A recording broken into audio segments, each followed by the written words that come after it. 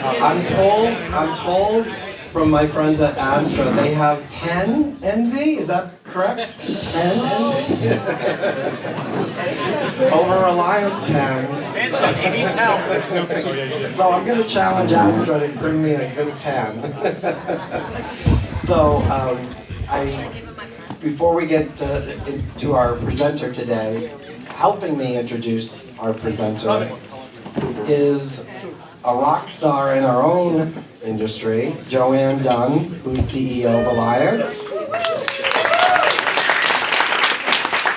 A silver apple honoree, a former past president of the club, former board member in those DMA days, those wonderful times we had at DMA. So, and very much the times we're having ahead. So I want to, and I just said to her, I see all these young faces from Alliant. This is phenomenal to have these types of folks with us today. So hello to all the Alliant team, and thank you for being here today with us. You guys need to pull out your pens and pads because you're going to be note-taking for the next 1 hour, right, Bruce? 1 hour? 1 hour, 10 minutes, something? You guys are going to come out of here with lots of to-dos, lots of insights, and I know you're going to put them to work beginning tomorrow. So let me have Joanne make some comments, and thank you, everyone. Thank you, Ted. Commissioner Chester. You think our pens are good? Our data is so much better.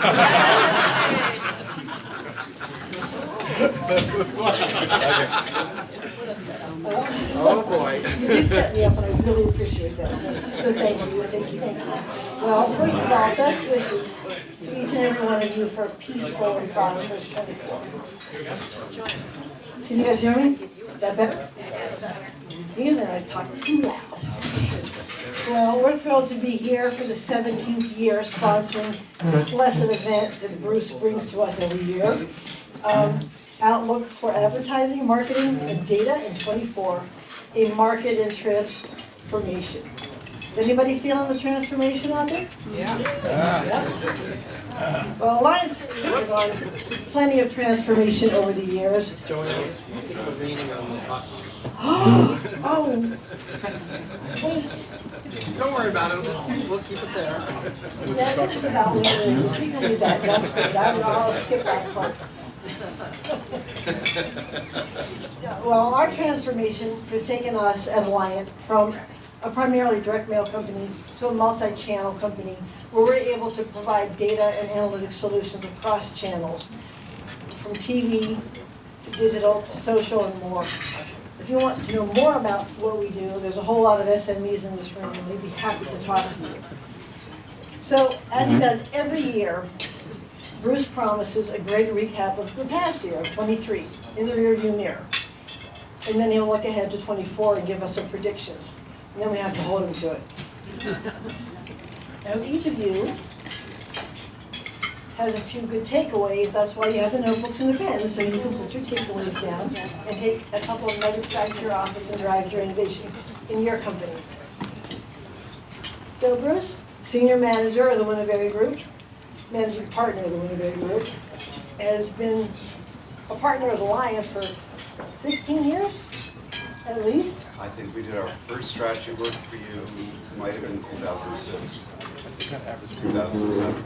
So it's been a long run, and he's certainly helped us drive innovation, and he's going to help all of us today understand places where we can drive more innovation. Bruce is a well-regarded executive in this industry. He's a frequently, I think frequently is too soft, speaker in many industry events. He works across the markets and advertising agencies, data, digital marketing services, tech providers, and also private equity. Bruce is a walking asset for this industry. And for those of you who don't know him and work with him, you should. And his team behind him is remarkable. And he makes them work really hard, but they're all really smart. And I am thrilled to introduce Bruce and have him here to be with all of us. So please welcome Bruce. Thank go. No, this whiskey's mine. It may take me a while to get through. Let's see if we can put this here. Maybe not. All right, so as Joe said, look, Winterberry work over the last 20 years has been very focused on the supply side of the industry and also working with private equity sponsors. And it's through that lens that we bring it. It's through that lens that we view the market. We spend a lot of time interviewing brands, surveying brands. We probably drop 3,000 or 4,000 survey responses in a year on a whole variety of topics.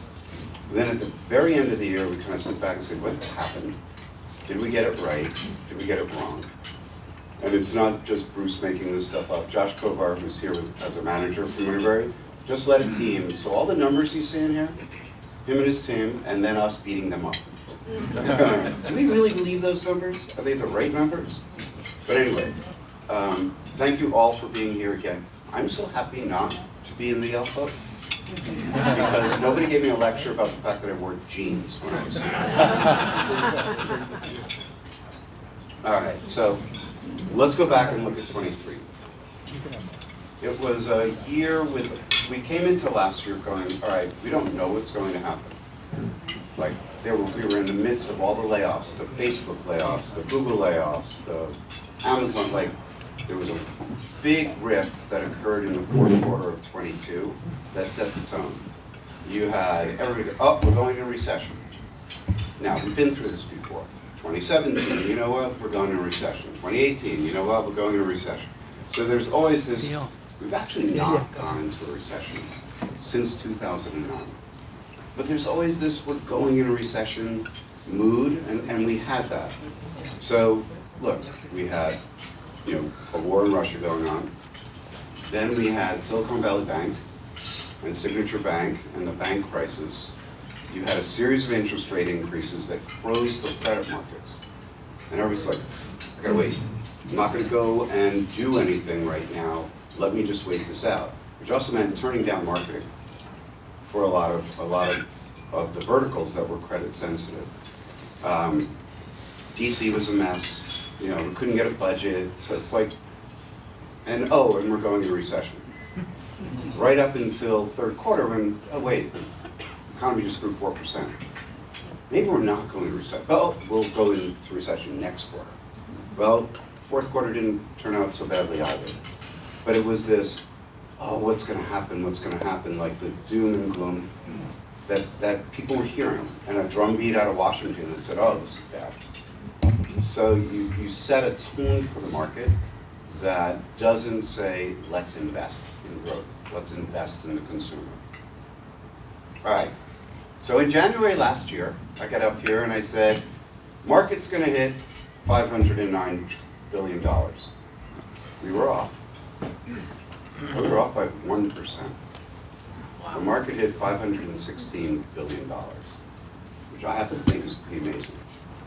Didn't get it right, because what happens, you look at the headline number, you go, all right, that's really good, but underneath it, some things we got right, some things we didn't get right. Retail media, we definitely saw that one coming, contributed heavily. The shift from linear to CTV, we could see that one coming. Experiential and sponsorships. The number of events that started to come back last year, this year's going to be worse. It's not worse in a bad way, but if you have to go to all the events, you're going to be on the road and you're going to go, when am I going to get my work done? Because I'm just going to events. What we got wrong, and we got wrong pretty badly, was direct mail. We had dropped a survey of N equal 500 coming into last year. Like, we did it over the holiday, and everyone's like, yeah, direct mail is going to continue the gains it had in 22. And we missed. Part of it is credit sensitive verticals, part of it is other things. Paid social. When you see Meta laying off, when you see TikTok slowing down, when you see, you're like, okay, it can't grow that fast. Well, guess what, it can go fast. And then the last two, display and digital video, retail media. There's no thing, like, retail media is not a channel. You know, it's an approach on how we monetize visitors in a retail environment. And it's made up of display, search. So think of search not as search going to Google or Bing or whatever, but on-platform search. You'll hear that term on-platform bunch, which is the search you do on Walmart, on Amazon, etc., which has been taking share. So all of a sudden you see the search numbers go up, the display numbers go up, and we're just starting to see CTV. So things we got right, you know, at the top line, we did pretty well, but underneath it was a bunch of movement. So what does that translate into? 20 years ago, 25 years ago maybe, Mary Meeker did a huge study at Morgan Stanley to talk about how does advertising spend line up with GDP growth. And it has been 2x GDP growth to the upside. When the market goes down, it's actually like 3x to the downside. And if you look at the lines here, everything was pretty tightly coupled. You know, 18, 19, et cetera. 20 coupled to the downside. 21 decoupled completely. Like 21 is an aberration of a year. 22 still was feeling that, certainly in the first half. This year we came back in line. And we think 24 stays much more in line as GDP growth. Right now they're saying it's 1.5% GDP growth. Do I feel like we could be seeing 2? And I think therefore, if you remove political from the growth numbers, we get real growth in this industry of about 4.4%. With political, the headline number looks at 10, 11%. But it's very cyclical, and I'll talk a little bit more about that in a minute. How do we balance it out? You know, the market was up. Digital continues to take share. You know, we're seeing that shift. I go back to some of my early presentations when it was like, you know, digital doesn't have its fair share of advertising dollars. It is now the dominant play. And it's picking up 4 to 5% a year versus traditional. So it keeps going up. All right, getting into the details. Yes, direct mail down nearly 10%. That is a big number. You think about direct mail spend being down that much when there's a postage rate increase, that means it's even worse than those numbers look like. Shopper marketing, people are back in store. Like the whole world is not thinking, oh my God, I'm gonna shop and buy everything online. Online commerce is somewhere around 17, 18%. The best case forecast over the next 5 years is that goes to about 26% of retail. But it's a big number, but it's not the only number. So if I'm in, you know, if I'm in brand marketing and CPG, et cetera, I'm still paying attention to what happens in that store. So shopper marketing spend goes up, experiential and sponsorship. That 43.5 number, 2019 was 45 billion. We have almost come back. And 3 years ago, we actually looked and said, by the end of 23, maybe by the end of 24, we'll be back to 2019. We seem to be on target with that, and you're going to drown in events this year. Sponsorship money, print. Is print even relevant? Magazine, newspaper, etc. As $12 billion out of 550, it's like, it doesn't matter that much anymore. Channels don't die. They die, they just slowly fade away. And those, you know, that whole shift continues as we move forward. Addressable TV's first year it's been down in 7 years.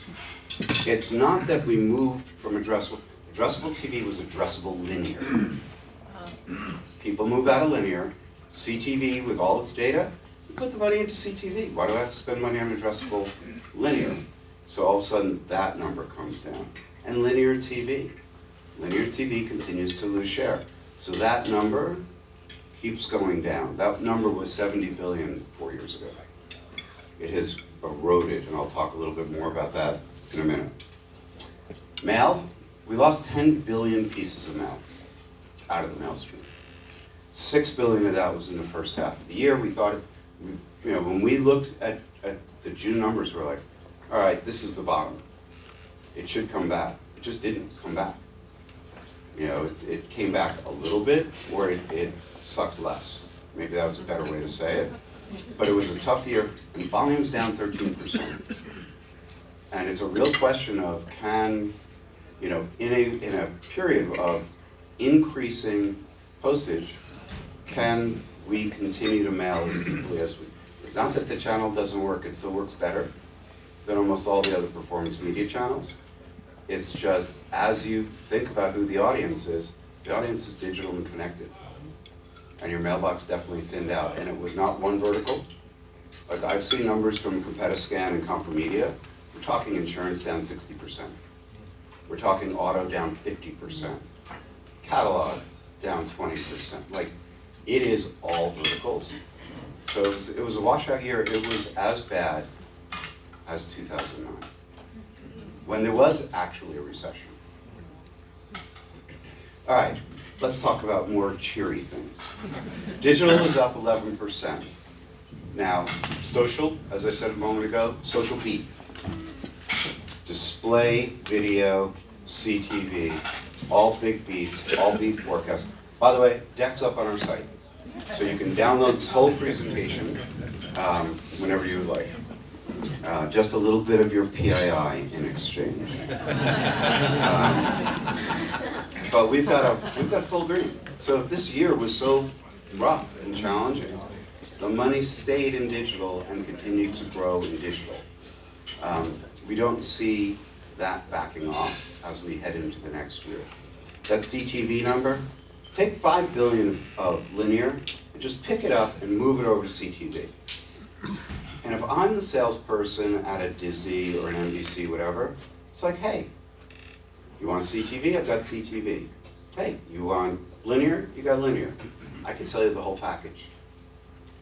And that's actually what's happened. So yes, there are new entrants, the Apples, the Amazons, et cetera. But the traditionalists, the CBS, ABCs, et cetera, and their parent companies, they're now just selling a package together. So it's a shift. The interesting thing about that shift, linear TV doesn't use a whole lot of data. CTV, all data driven. It's good for the data people in the room. Right, Joanne? Yes, sir. All right. So the other thing is, we built our first data model in 2010. And we always did it by channels. And it was like this giant chunk of direct mail channel, and then there was email, and then there was display. And when we were looking at the numbers, because we are working on a paper right now to kind of rethink how you view the whole data layer, so let's do a different cut this year. And we're going to look at it as, what is data? What is data services? And what is the data infrastructure? Data infrastructure, CRM, data warehouse, data lakes, CDPs, data clean rooms. There's a whole category there. Inside of data services, you have analytics, measurement, data hygiene, like there's a whole bunch of things that roll in there. And then there's the data itself. So this is how we're seeing the world. When we were doing our survey last month, and you start to ask the brands, and the marketers come back and it's like, yeah, we don't allocate it by channel. It's now an operating cost. Only the data and services get allocated against channel, and even the services, not so much. So that whole infrastructure is a cost for the enterprise. And that enterprise cost is transforming, and again, I'll speak more. So this time Josh gave me all the definitions, we put them in here, so that when somebody goes, well, what about? The definitions are in there, you can't read them because it's too small. What happened in mergers and acquisitions last year? Well, when you have uncertainty, and you have interest rate increases, and the cost of debt goes up, therefore your valuation goes down, because it's more expensive. You draw that line, people who are thinking about, oh, I should sell the business, well, not this year, I'm not going to get as much money. People who are buying going, I'm going to be really careful, because the cost of debt's really high. And so we saw, especially in the private equity world, we didn't see a lot of platforms come to market, larger scale businesses. We saw a lot of add-ons. So people were still doing acquisitions. It was just, let me add this capability or these clients, et cetera. So it was not like the world stopped. The world was very different, certainly different compared to 2021, 22. when money was free, and interest rates were down, 2-3%, so it changed. We're starting to see that tip back. So we think now that, like, when you're building a 5-year model, and somebody says, all right, what's my cost of capital over time? And interest rates keep going up and you don't know where they're gonna land, how do you build a model that makes any sense? We already know that year 4 and year 5, you're making shit up. So you can't even predict year 1 and 2 and 3 and what your cost of capital is gonna be, you just don't do it. What we did see last year? We saw some private equity interest, and Sierra moved to another private equity. Bond went from Bond Brand Loyalty up in Canada, that we worked with for a long time. They moved, Recognized bought 2X, which is in B2B. We are seeing a lot of B2B M&A activity. Our people have gotten, last year we did our B2B outlook, we will do it again in February. And we said, you know what, there's money moving here, and when money moves there, investors follow. Obviously we had all sorts of consolidations. Connected commerce itself, as Omnicom started through all of Publicis, big holdcos started to buy commerce agencies. Because if that's where this money's going, that's where they needed to be. And then in technology. So we started to see, but again, it was still, there were some exceptions, but for the most part, it was smaller mid-market deals and not large, big transformative deals. We do think that, I'm not going to talk about it in the trends, but we can already start to see it this year. Deal that was announced last night, LiveRamp buying Habu, LiveRamp being identity and having its own data clean room, Habu being a new upstart in data clean rooms that had partnered with Snowflake. But wait, Snowflake bought Samuha. I don't know where these names come from. But Snowflake had bought Samuha 2 weeks ago. So now you're Habu, you're sitting there going, all right, do I need a better home? And you're LiveRamp with Safe Haven going, maybe we should buy these guys because they're deeply embedded. We are going to see more of that. That was also 11 times revenue. So that helps to reset what valuation looks like, or it will be an exception. We don't know yet. We're going to find out over the next couple of months because we are hearing about quite a few platforms coming back to market. So I think we're going to see a lot of exits, a lot of transformation this year. All right, so what's really driving the market? It's the end of the world. Right? Generative AI, it's the end of the world. Everybody's losing their job. You're all being replaced by robots. Robots don't like cocktails. If they start drinking my whiskey, it's the end of the robots. Is the consumer on board with this? You don't see as much. So I got an email. We're going to Italy this summer. I got an email from TripAdvisor saying, hey, can our generative AI bot help you plan your trip? I'm like, no. But that's what you're starting to see. It's coming into that consumer's awareness, but not without challenge. Like, we don't have a regulatory framework. We have some good, strong ideas. We've got copyright lawsuits. Training a large language model that sits underneath it, who's got the rights to that information, that content, that data, etc.? So we are very not done with this. We have several years. We'll watch Europe, because like with GDPR, they will get on top of this before we do. But it's not going to be settled for a couple of years, which means as a brand, we saw a lot of the enterprise brands hold back. Am I going to risk my brand by sucking up somebody else's data? Or even worse, having my data leak out into somebody else's large language model? Risk-averse compliance people, we have all dealt with them. Like, they are not going to let that happen. So they said, experiment, play on the edges, do internal content. Let's put private language models together and let's test and experiment. That's what we saw in 23. This year we expect to start to see more of a rollout, but it's that internal side, that internal facing. Most marketers are going, I can make content better, faster, cheaper.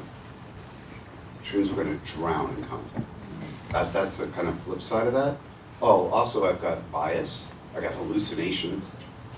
It's like, great, now I've got machines hallucinating. I thought that was something my friends did when I was growing up. So as we go through, we're going to see this transformation. We'll see more transformation in 24. We're going to start to see monetization. And you'll start to see people making money. Not just investors putting billions of dollars in, but actual real world, you're going to make cash. Right now, the people making cash, NVIDIA. They sell the chips. And everybody's got to have the chips to run the models. So the infrastructure under the infrastructure is making money. You can start to see the application layer start to make money, but it really doesn't kick in fully 25, 26. What does consumer think? Consumers coming, yeah, what is this stuff? Half of them are aware of what's going on, the other half are not. This Capgemini survey was from April. There was another survey in November that had exactly the same. It's like, the consumer hasn't caught up. We are obsessed with it. It is going to absolutely impact advertising and marketing. Consumers not obsessed yet. They're going, all right, maybe the service got better. Maybe my search results got better. If I'm a media owner and all of a sudden search is being summarized and I'm no longer getting that traffic from Google, et cetera, this is not a good thing. This is a problem.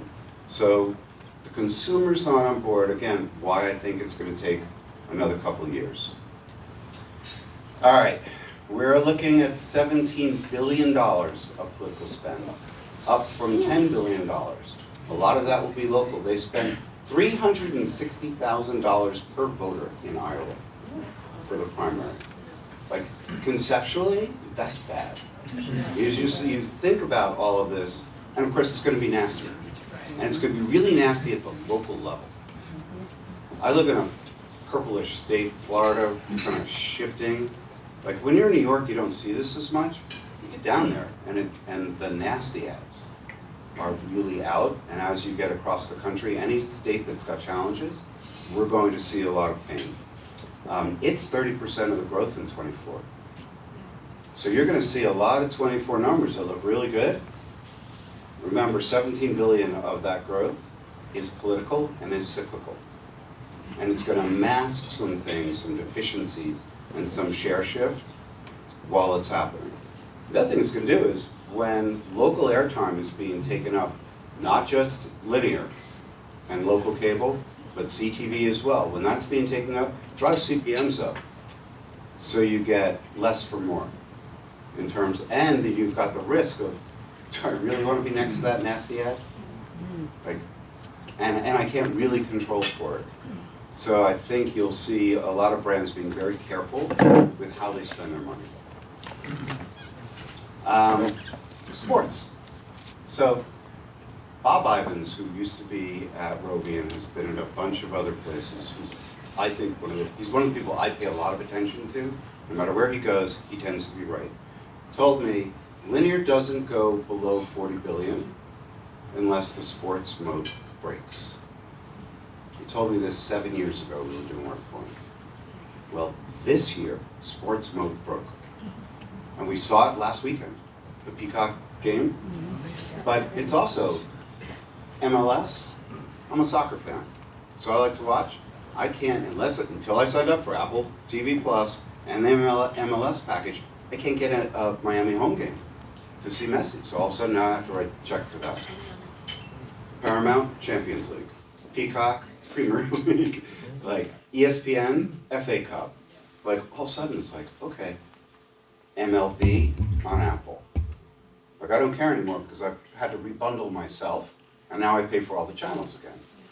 But when that sports mode broke and it starts to shift to a pay environment, we will see rebundling.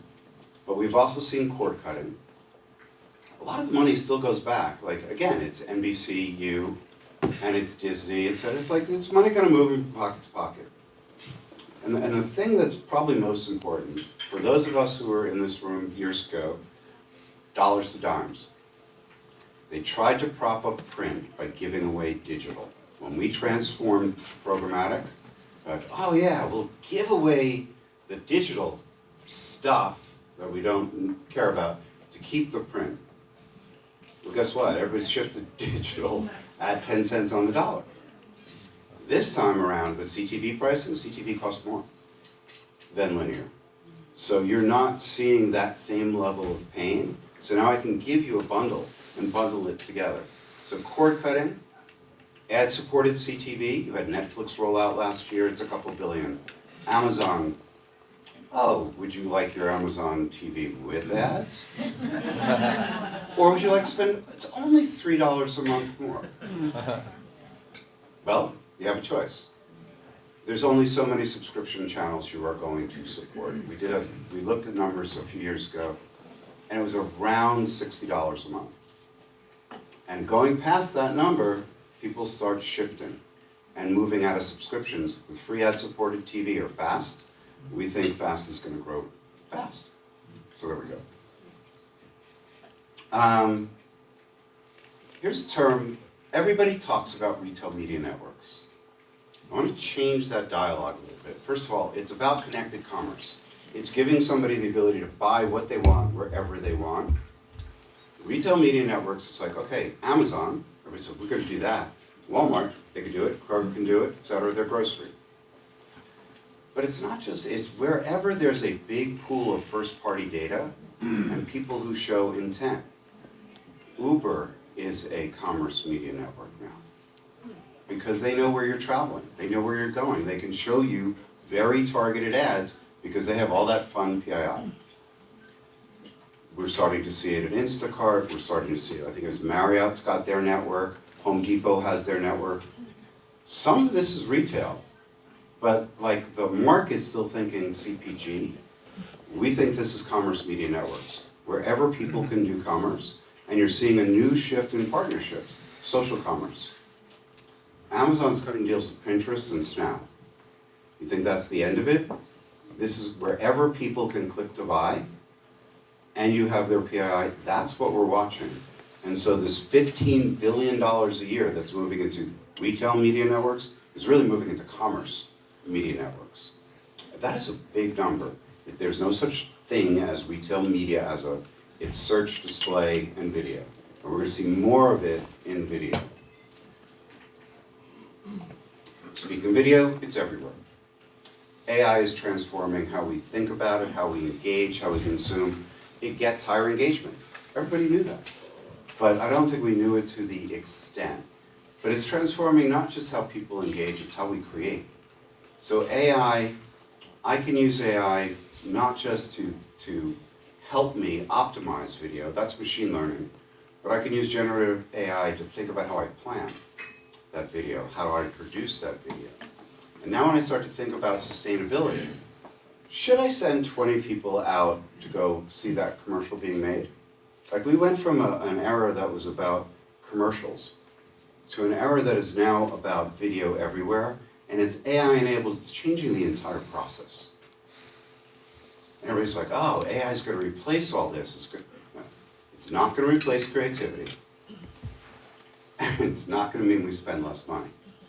It's just that we're going to create more faster, and we're going to be smarter, and we're going to be able to optimize in flight.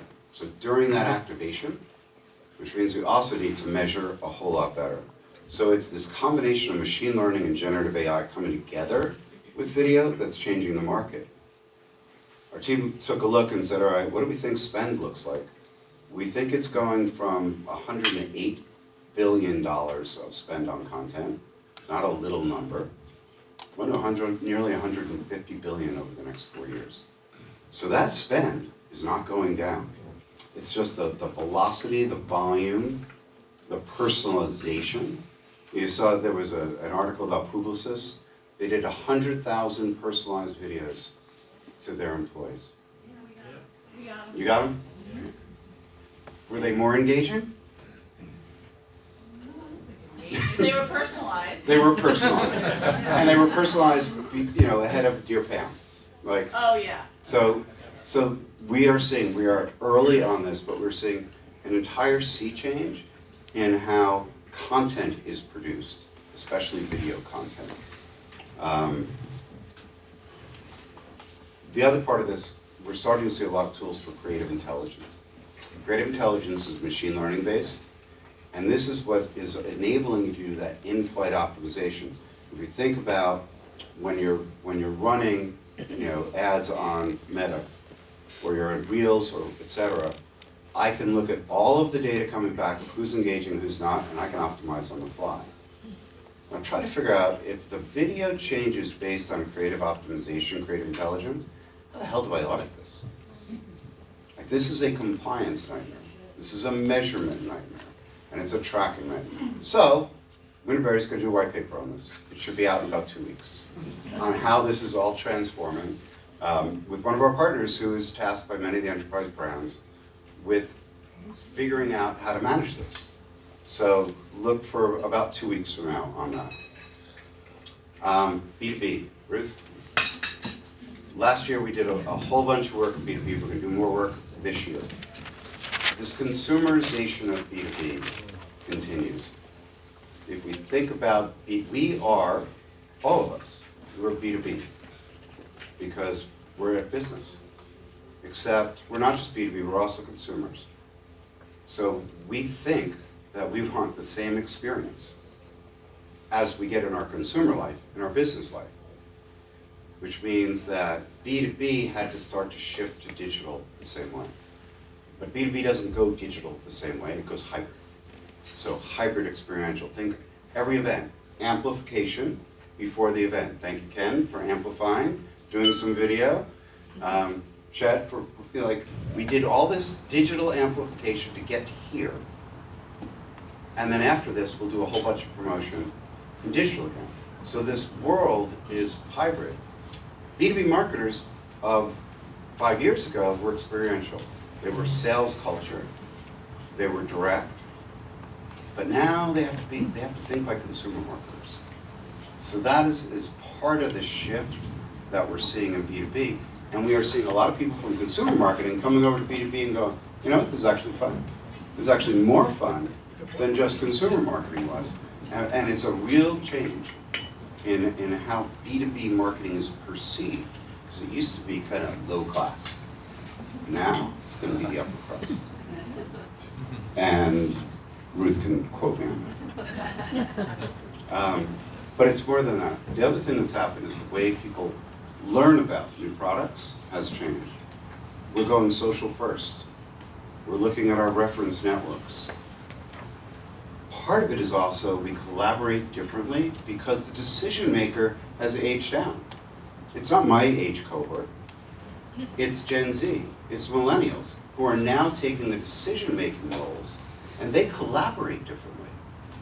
So it's not just this consumer, our expectations have changed, but it's also the way we think and collaborate in buyer groups that's changing. So lots going on, and we will get our B2B forecast done just as soon as we have time. Programmatic, death of the cookie. Like, it's coming. Are we going to stop seeing all the advertisements, the cookie crumbling? Cookie's been crumbling for a really long time. But you get an A&A study on made for advertising sites. And I was like, holy shit, there's fraud. Like, there's been fraud there for a very long time. This is not a new thing. It's just a new report that says the same thing. We have a fraud problem. Cookies are going to go away. Guess what? The smart folks stopped using cookies. They've been using machine learning and whatever identifiers are available. We will continue to see this market transform. Lots of experimentation because there was still a lot of measurement that was very cookie dependent and a lot of advertising that was, but it kept getting smaller. 60% of the cookies were gone already. And Google said, yeah, we're going to deprecate 1% this year. Right? They will eventually go away, and we should not fuss about it. We just get on. But it means a lot of experimentation. As interesting that's going on in this part of the market is sustainability. How do I be carbon net zero? What is the cost of that advertising? Advertising uses a lot of electricity in the digital world. So how do I be a sustainable marketer? Maybe I should reduce the number of bids, the number of places. How do I reduce my carbon footprint? So we think this is going to increasingly be a big deal. If you are in Europe, it's a big deal. Winterberry Group has already gone carbon net zero, other than Bruce is flying around. But we are going for our B Corp status. Like, we believe that this is where we need to be. And our clients, we are seeing them move in that direction. You know, and it won't be greenwashing. Greenwashing shit's been going on a long time. The regulatory environment is going to enforce it. Not here so fast, because the United States is probably the least sustainable place compared to, like, been working in Europe for 20 years. And it really, you know, they just look at you like you're crazy. It's, for them, it's an of course. For here, it's a coastal thing. You know, can we actually get the rest of the country on board with this? Measurement, attribution. Multi-touch attribution was very cookie dependent. As we lose in-channel signals, we're either going to go, we have MMM or we have single channel. You know, and maybe it starts to, this whole thing, all right. So there's a big push right now about attention and attention metrics. We've always had attention metrics. It's like that's not a new thing. Incrementality and really understanding that incremental impact of that next ad and how it changes buyer behavior and engagement and retention, et cetera. I think we're going to see a lot more conversation about incrementality. Oh, by the way, it's really hard. But MTA at the bottom, multi-touch or cross-channel will be very hard. You'll have in-channel, you'll have MMM, and you'll have incrementality, and you'll have a lot of buzz about attention. But it's going to be pretty easy. Will it change how people spend money? Not right away. There's a whole bunch of Bruce's Winterberry outlooks that say it's going to be the year of attribution. All right, so we decided this year it's never going to be the year of attribution. It's like we're done with that. It's like we went through the year of mobile, we've had the years of social. We're never going to really get there. It's measurement. Measurement is the focus. Attribution is less the focus. Attribution is really hard. When you think about the fractional, the velocity of advertising we see, it's just we're never going to get there. And so people are really turning their attention back towards measurement. The privacy and regulatory landscape, yes, we have 13 states, we have different CCP, like lots and lots of regulatory change continues to get us closer to, but not as stringent as GDPR. But we have a whole new regulatory dimension around AI. And I think this is going to cause, one, it will hold back adoption. And we expect it to be really fluid. Bottom line is, Washington's not going to do shit. Like, there's nothing good coming out of that place at all. What? I still haven't figured out how to regulate right now, but They're, like, this is, they will have pronouncements, they will have directives, they will give you general idea, but we'll watch and see what happens in Europe. And then we're going to watch it morph and change for at least 3 or 4 more years. So you have to pay attention to all of it and just go to the highest standard and live with the higher standard and not worry about states with lower. I think it was, they were doing the regulation in Indiana, I think it was. Indiana, all this consumer privacy, oh, B2B companies are exempt. It's like, okay, sure, why not? And then finally, the last trend is strategy, marketing automation, analytics. That's where the talent needs are. Like that's where those are the skills. Of course, we need strategists. In a more complex, you know, when I started doing this, we tracked 12 channels. We tracked 23 and it seems like we add another one every year. This is more complex. It's more hybrid, it's more omni-channel. You need strategists. You need marketing automation. Why? Because that's the lower end of the funnel and it's email and it's more straightforward. But as we go forward, do we just have a whole bunch of prompt engineers plugging into LLM? No. You're going to need those repetitive tasks get cut out. Everybody needs to elevate their game. And that's what people are looking to hire. And frankly, as far as I can tell, when I asked my daughter who's there, she's like, yeah, we don't want to actually just create subject matter headlines. We want to think about the strategy of how to engage better. So it means, how do you train your teams to move up, to think more strategically? How do you create those opportunities? We think that's where the hiring's going. As much as we had a talent shortage.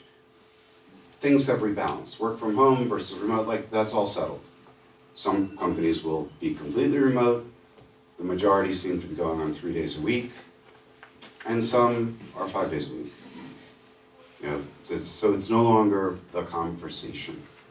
All right, last couple of things to think about. Modernization in the data layer. I touched on it. So we think of the world at Winterberry in 3 layers, like a cake, but sideways. The data layer is all of the data infrastructure. It's from ingestion, as it comes up, how I move the data, how I clean the data, how I get the data ready to do something. And I hand it off to the intelligence layer.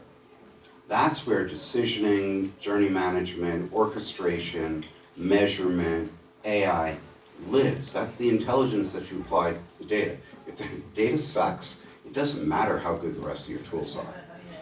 So we're focusing on the data layer, and yes, we are doing a white paper. It will be out mid-February as we kind of think about what kind of data layer do I need to support all this AI, ML, etc.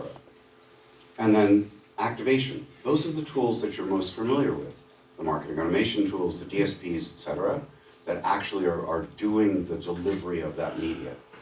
But right now, we're very, very focused at the beginning. If we don't get the data layer right, we'll have a problem. Now, when we think about getting the data layer right, it's like, cool. Should I have one big integrated stack? It could come from Adobe or Salesforce or something like that. Or do I want something composable? So you're going to hear a lot about this. Composability is what we used to call best in class, but now it has a name. It's composability. So think about, do I want a best in class stack where every point solution in that stack needs to be integrated and put together, or do I want this monolithic? Monolithic is probably a bad word, at least my partner says it's bad. Integrated marketing. Like integrated tools. Except for the fact that even the integrated stacks aren't fully integrated. They don't cover all the channels. So all of a sudden I have all these things hanging off it. So it's not an either or. We know that you're going to have composability, but what parts of your data layer, what part of your foundation, what part of your tools should be composable versus, yeah, this is good enough. And this is integrated and I can move the data through it and it works.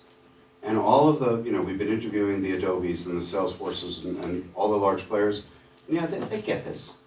And they know it's going to be a hybrid world. And our enterprise clients also know it's a hybrid world.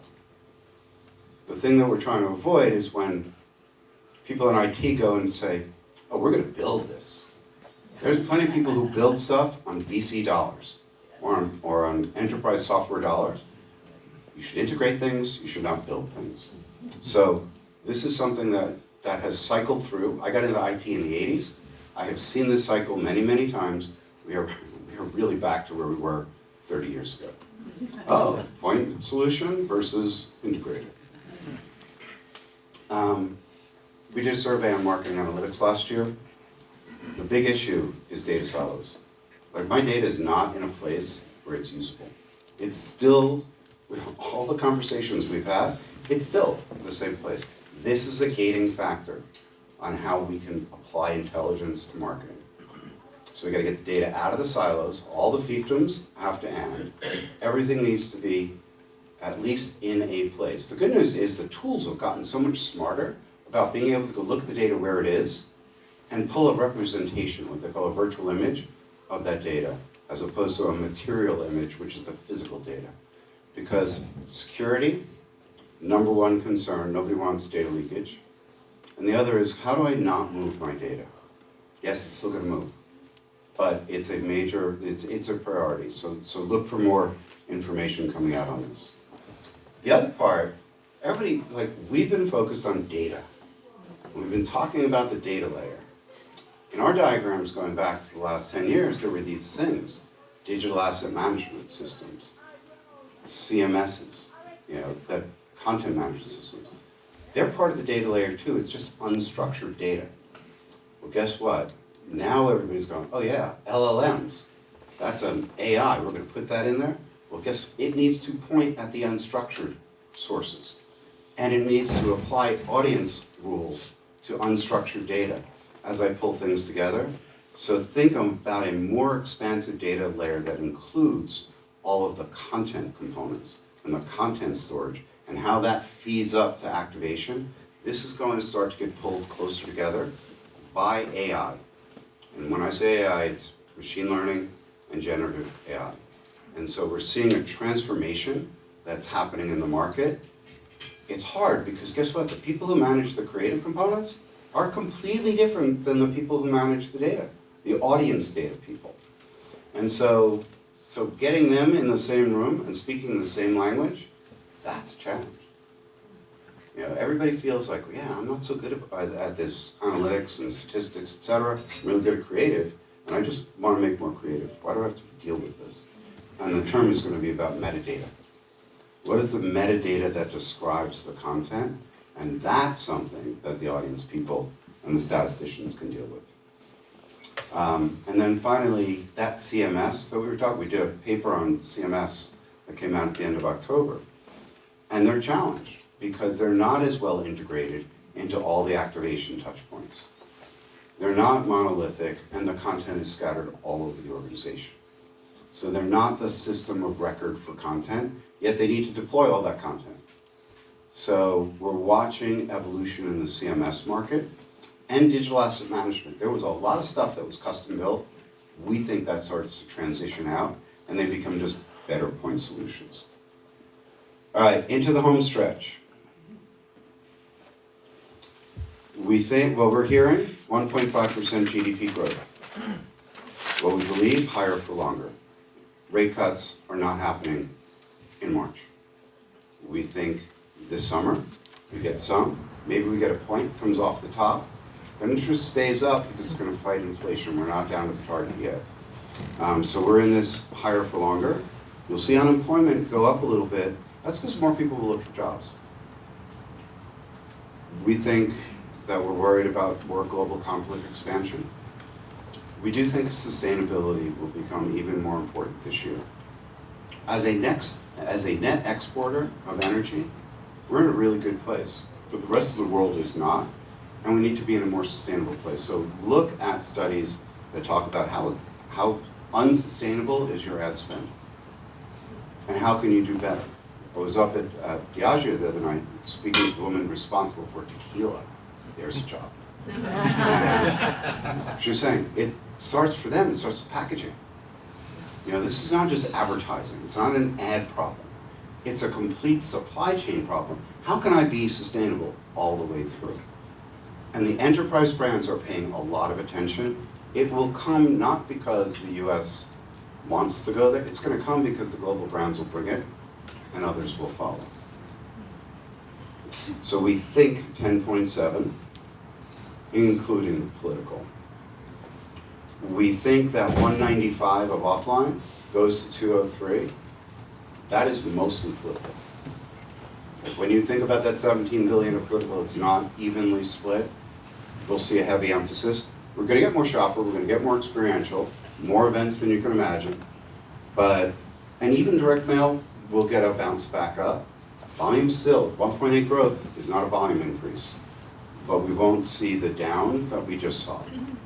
We'll see a little bit more, and out of the 17, the numbers I've seen are 1.1 billion of that is going to mail. So that will help, that will pick things up. And if we get to a lower credit rate environment, insurance may come back in the mail. The banks always watch, especially the card company, when the mailbox gets empty enough, they're like, cool, I'm gonna put myself back in the mailbox. So we do think second half, we're gonna start to see more of the financial services come back. It's not gonna be back where it was, but it will stop hemorrhaging. Online, CTV, retail media, so you'll see it in video, you're gonna see CTV continue to expand. And every dollar that moves from linear over to CTV is a dollar of data. Well, 12 cents of data anyway. So we're very bullish on the growth potential this year, yet we're still seeing quiet layoffs across Silicon. Amazon's letting people go, Google's still letting people go. It's moving people around, putting people in different chairs so you can optimize your workforce. So there won't be lots of big announcements, but you can see a lot of movement. These jobs go away, these jobs are created. Do I need, if I can use generative AI to do my coding, do I need all those programmers and developers? No, but I need a lot of architects, I need a lot of QA people, because it doesn't always get it right. On the data layer, we think because of this growth and this focus on AI solutions, the infrastructure is going to see money coming in. Because of political and CTV, data is going to see money coming in, and people are going to go, oh shit, there's a lot of money coming in, I should measure this. So more focus on analytics, more services that come with that. You know, at the end of the day, we think it gets to 570 billion. 17 of that is political, 15 of that is retail or commerce media. So the regular, industry grows a little. If the economy does better than all the doomsayers are putting out there, and the consumer doesn't run out of money, we should be okay. And it'll actually probably outperform these numbers, but this is our view at this point in time. So stay tuned. New creative paradigm, how we think about production and AI, and the data layer. They'll both be out in the next couple of weeks. Just watch for announcements and sign up on our website. Thank you.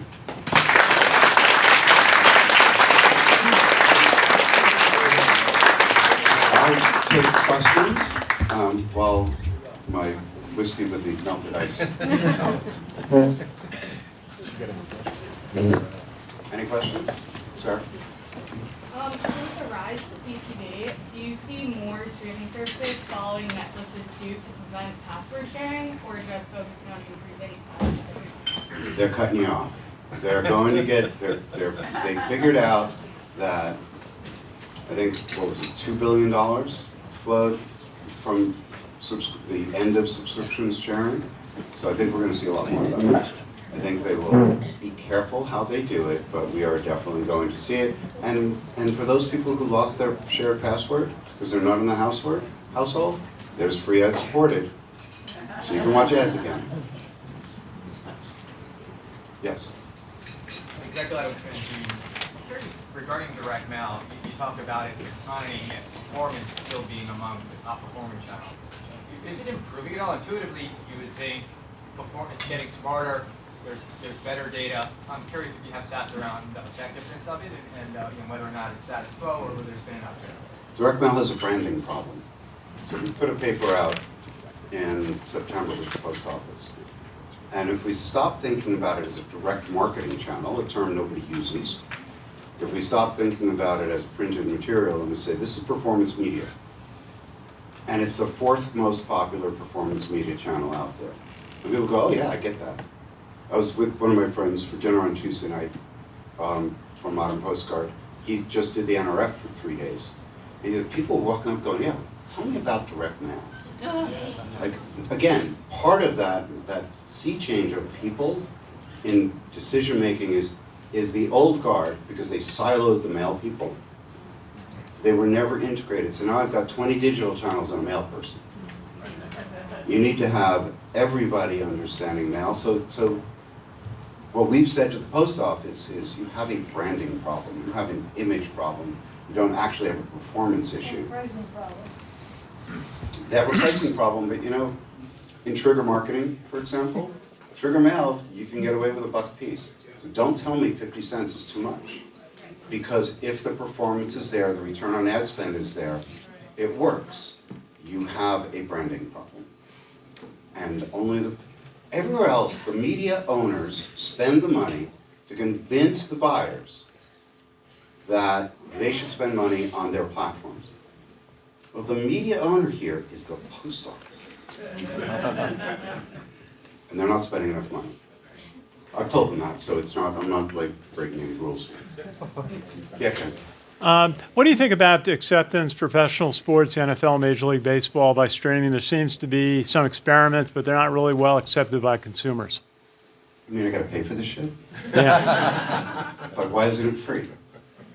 The reality is if Peacock, NBC, is willing to spend the $100 million, get the license for that playoff games, They get 17 million viewers instead of 23 million viewers. The NFL will go, ooh, this is not so good. Yeah, I'll take that 100. Like ultimately, they're going to take the money, they will follow the money. And we will see this broken up in, like, do you remember Apple, there was a Yankee Red Sox game, and Apple was saying, no, you have to go and buy Apple Plus to watch that game here in New York. And it had to go to the governor to get Apple to overturn that. Eventually, this just breaks down. So I think sports mode goes away, and that will lead to rebundling. Like, I'm gonna go back, I was like, shit, why do I have all these cable channels I don't use? Now it's, why do I have all these streaming apps that I only use for certain things? And the cable providers, the broadband providers this time, are going to subsidize the bundle to hook you in. So we're just going back to where we were when HBO came out. Like, this is, again, not new shit. Same old shit, different package. Yeah. I have two questions. One's a short one and one's a little more in depth. The first one is, you didn't mention anything about the Olympics. So curious to see what impact you think that might have. Helps to prop linear. And then the second question is around TV measurement and what you expect to happen with Nielsen versus any of the other more advanced measurement. If anyone's going to really see any traction, or if Nielsen's really going to be the main measurement partner for the connected TV future. So right now, handicapping it, video apps having some challenges. So first of all, this is an entire white paper, sometime this year, about currencies. Because what the conversation here is, what are the currencies we're going to use? Do we go back to a single currency provider like Nielsen? Or is it iSpot, VideoAmp, ComScore? Or do I want 3 or 4 currencies that I use to measure CTV and linear? And do I have all the data, like the amount of money you need to license all the ACR data, to license all the viewing data, it's enormous. So there's a natural barrier to entry. So you have to be really well funded. Well, iSpot got their money from Goldman. That's well funded. Nielsen, public, they got money. VideoAmp raised hundreds of millions of dollars. They're going through it. I do think we wind up, like everywhere else, you wind up with 3 to 4 currencies, because nobody wants to be single currency dependent and one methodology dependent. And they want to look at the currencies and say, which one do I believe this week? So you will see multi-currency licensing, but I don't see us getting 10 currencies. It's kind of like co-ops. You don't need to be in 10 co-ops, but you need 3 or 4. So same thing. All right. Thank you very much for your time.